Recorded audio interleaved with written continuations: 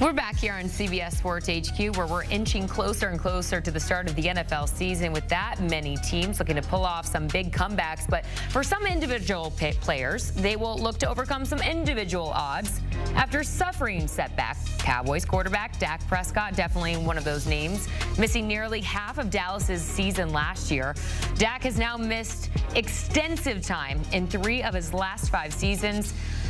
Which means there's even more pressure on a 31-year-old looking to perform. But what should our realistic expectations be, right? For the answer, let's go ahead and welcome in our own Tyler Sullivan for more. Tyler, great to see you. The pressure is always on when you're the quarterback of the Dallas Cowboys, but even more so when your franchise is waiting for a full, healthy, productive season out of Dak Prescott. Is 2025 the year?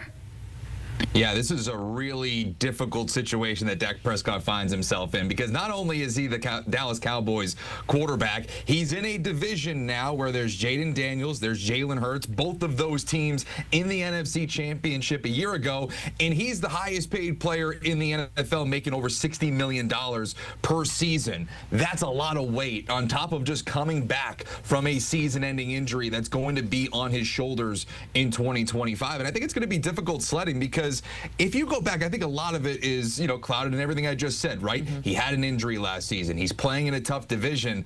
I think the thing that gets kind of under-talked about when it relates to Dak Prescott is he didn't play that well when he was healthy last season. He was under 500 as a quarterback when he was starting games last season, had 4 games with multiple interceptions. And so with this division getting more competitive, with Dallas now investing in the offense, building along the offensive line at the NFL draft, trading for Jordan Pickens to go opposite of CeeDee Lamb, there's really no excuses right now for Dak Prescott to not thrive in the regular season. Everything's set up for him to have success from a statistical output, from a wins output. But again, it's going to be difficult for the Cowboys QB.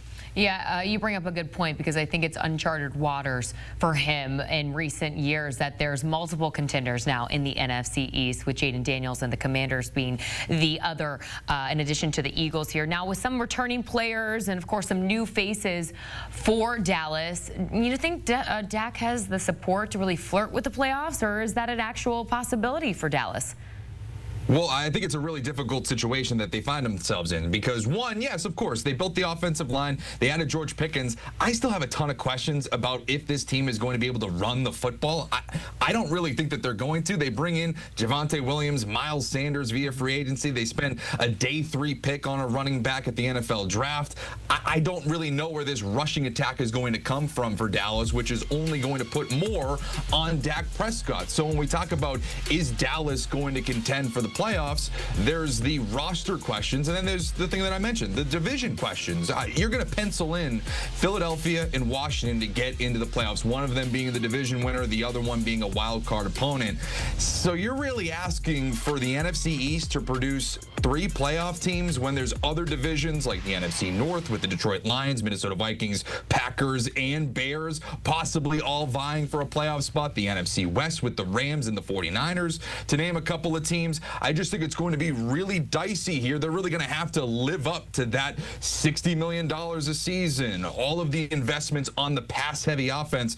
It's going to be difficult for Brian Schottenheimer in year 1. Most definitely, and with a schedule featuring 8 primetime games, as we just saw there. Well, elsewhere, another quarterback who missed plenty of time is Jags' Trevor Lawrence. Entering year 5, he gets a fresh start with new play caller, of course, Liam Cohen, and he gets an added weapon in Travis Hunter in their first-round pick. Staying healthy, of course, will always be a challenge, but what will be the biggest one for him entering year 5 of his highly anticipated NFL career?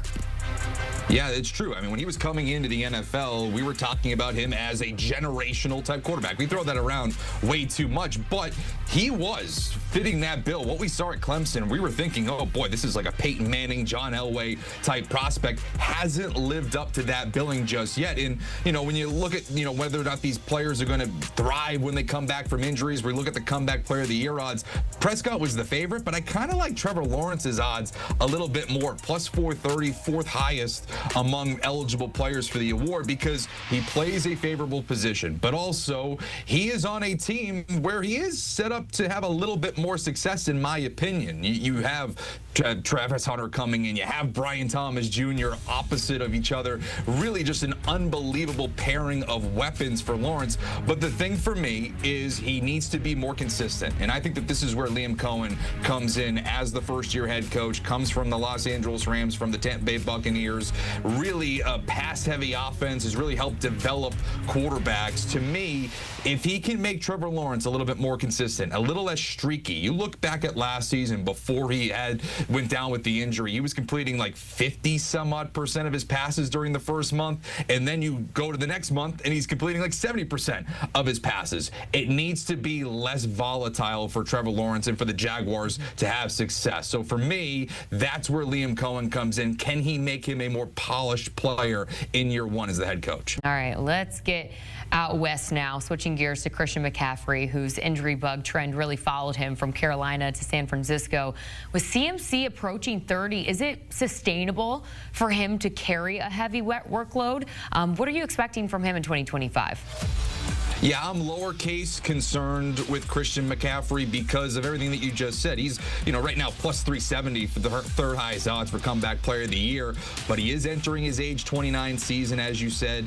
He led the league in touches when he was fully healthy in 2023, and as we saw last season, he was limited due to injuries, the Achilles and then the PCL injury that really put him down for the year.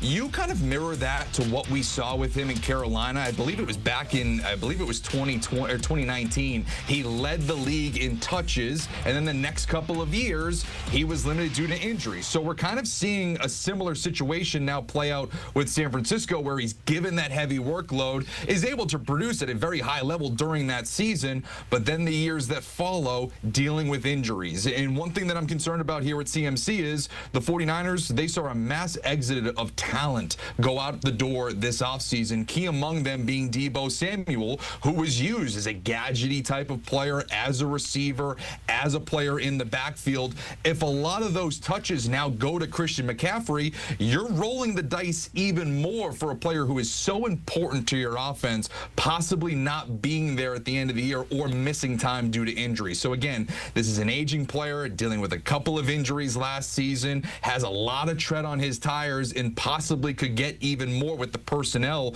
that the 49ers now have. I'm concerned about McCaffrey in 2025. But lowercase concern, no panic button just yet. Got it, noted. Elsewhere, the Chiefs, of course, missing Rasheed Rice during the Super Bowl tremendously. However, a torn LCL sidelined him for the Chiefs' final 13 games of the season. With Xavier Worthy capable of really stretching the field for Mahomes, could Rice see maybe a limited open to year 3, or do you expect KC to really throw him in there for that first game against the Chargers? Yeah, they have Xavier Worthy, Hollywood Brown. They drafted a wide receiver as well. Of course, you have Travis Kelce there as well. So they can afford to kind of ease Rasheed Rice back into the fold. But I think that this is one of the biggest X factors going into the 2025 season. He's 10-1 to win comeback player of the year, 6th highest. To me, this is the dude I would bet on, because what we saw during his rookie season, he quickly became a trusted option for Patrick Mahomes. That is something that we shouldn't overlook. This guy was a constant target for Patrick Mahomes during his rookie season, and it was a small sample size last season. He only played 3 full games, but he logged 100+ receiving yards in 2 of those games. And let's just play the game here a little bit. In those 3 full games that Rasheed Rice played last season, if you want to project that out, that production over a 17-game season, you're talking about 136 catches, 1,600 yards, and 11 touchdowns. If he produced at that level, we're talking about one of the best wide receivers in the NFL that's playing in an offense with Patrick Mahomes. So again, if we're looking at this player at his potential,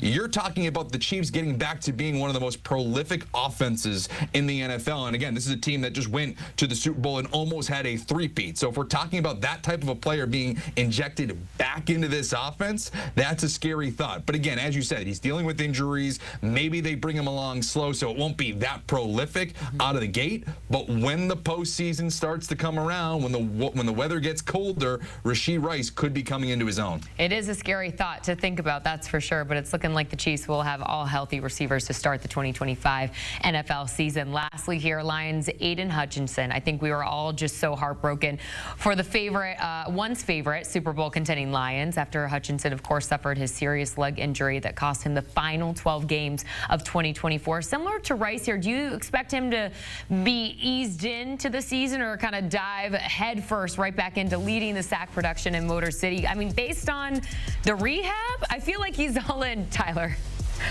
Yeah, when you talk about the rehab and what they're saying out of Detroit, they're like, this dude's a freak. He's an alien. He's going to be Aiden Hutchinson that you remembered racking up 7.5 sacks in 5 games before he got hurt. The dude was an absolute force, as we all expected him to be coming out of Michigan. But I wonder if they do kind of ease him in, because I think that they realize how important he is to this team. One of the things that was a real hamstring to the Lions last season, even with Aiden Hutchinson, was their lack of a running mate with him opposite off the edge. So and you really didn't answer that this offseason, in my opinion. So if we're really putting a lot on the shoulders of Aiden Hutchinson, yes, of course, you'd love to have him over a 17-game schedule, but the Lions want him in December. They want him in January, and hopefully, for their case, in February, going for a Super Bowl. So you have to be smart with a player that is so important to your defense. And the thing that I look at too is the odds makers are expecting him to come back and be Aiden Hutchinson. He's the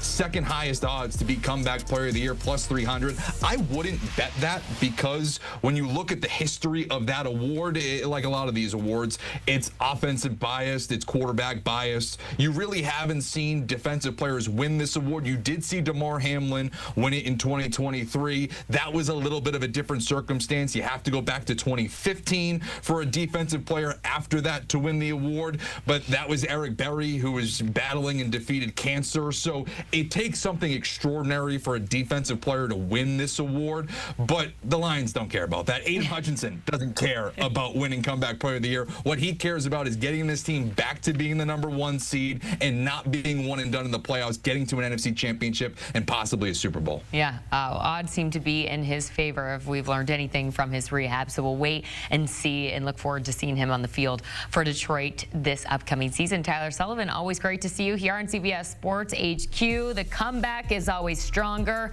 than the setback. All of these names really competing with themselves to overcome the hurdles that injuries bring, but also competing to be comeback player of the year. Here's a look at the current odds. Dak Prescott up there at the top at plus 270.